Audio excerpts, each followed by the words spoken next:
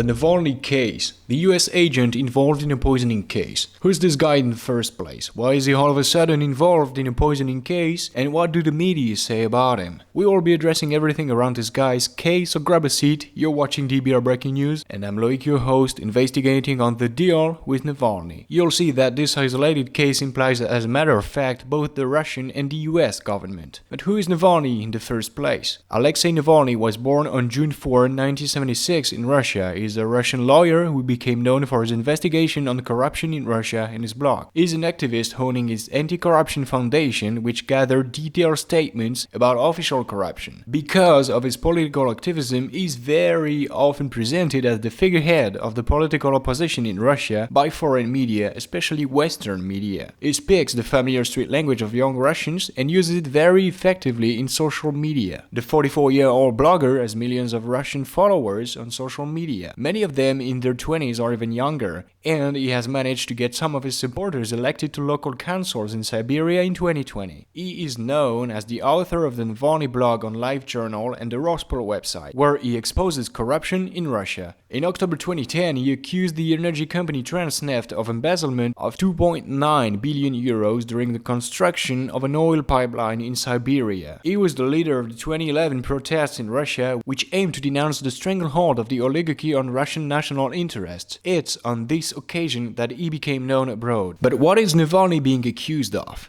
In July 2013, the blogger was sentenced to 5 years in prison for embezzlement. The verdict was criticized by the US and the EU. Thousands of opposition supporters filled the streets of Moscow in protest. However, Navalny was unexpectedly released the next day, and in September 2013, he performed surprisingly well in the Moscow municipal election. In December 2014, Navalny was given a 3.5-year suspended prison sentence for fraud. But then, Navalny made use of political forces. It's in 2017 that we can assess Navalny's real political strength. A poll conducted in May 2017 by the Levada Analytical Center shows that 2% of Russians would vote for him, against 63% for Putin. What is worrying is that polls show that most Russians do not care about Navalny or do not know him. A 2019 poll shows that only 9% of Russians are interested in Navalny's action, and many of them think he is in fact a US agent. So is Navalny a US agent? The Western media has long since taken up the cause of the blogger, calling him an opposition leader. He is supported by the Globalist Foundation of George Soros, Amnesty International, and by the US, the UK, France, and Germany, mainly for his pro-European and Western vision. Particularly, Navalny wants a reconciliation with the EU in order to integrate Russia into the European Union. This pro-Western vision is the reason for the support. This foreign support is dreadfully perceived by the Russians, and then the real deal comes off. Navalny would have been involved in a poisoning case. After then, he was sent to the Gulag, and that's when his media coverage takes the paramount of importance. So, about the poisoning case. We all know the most incredible case that has made Navalny the champion martyr of the West. The case of a soft poisoning by the agent Novichok,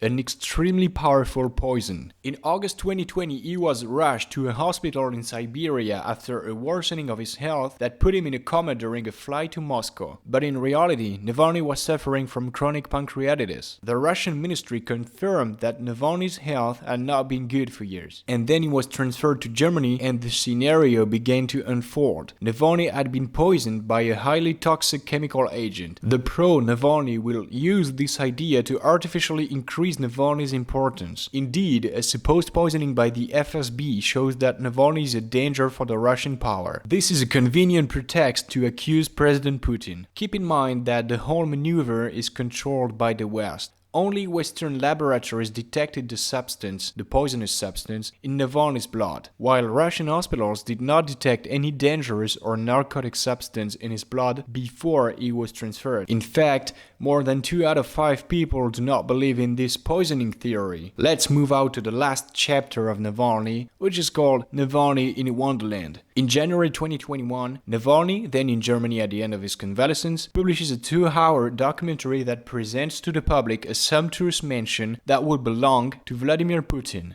The documentary is shot in Black Forest Studios and has been modified with 3D reconstructions. The document seeks to demonstrate that Putin has a wonderful residence. The excellent quality of the video shows that the documentary was shot with a big budget of at least several $million.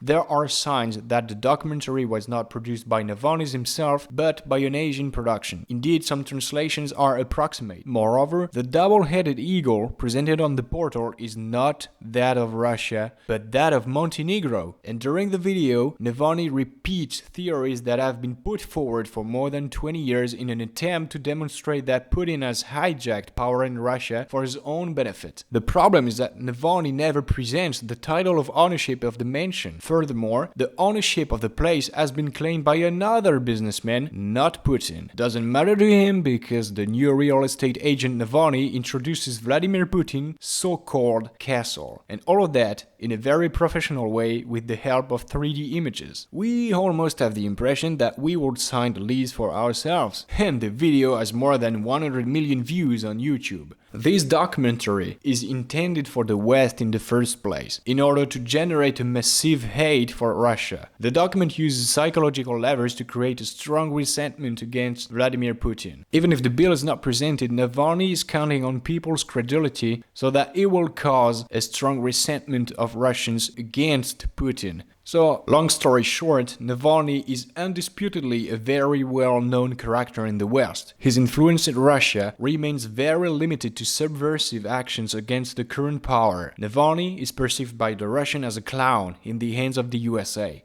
And the vast majority of Russians do not pay much attention to him. It is likely that Navalny will remain the hero of the West for a long time to come, and they will continue to support him in order to bring him to power and weaken Russia's image. So it is up to you guys to make your own opinion about him, and well, tell us what you think in the comments below. Thank you for listening, goodbye.